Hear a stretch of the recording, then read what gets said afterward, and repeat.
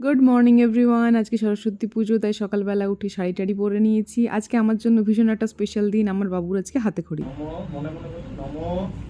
নমো বলো, নমো বলো।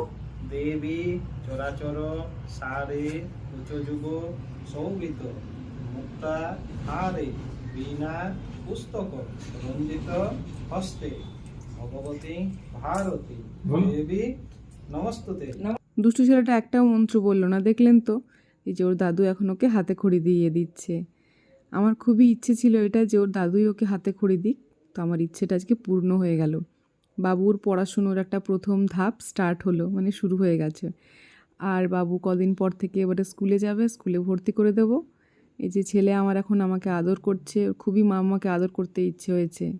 আজকে মানে কালকে আমাদের বাড়িতে তো ষষ্ঠী, তাই ষষ্ঠী রান্নাবান্না এখানে চলছে, মাছ ভাজা, মা সব রান্নাবান্না করছে। আজকের ব্লগটা এই পর্যন্তই, দেখা হচ্ছে পরে, টাটা।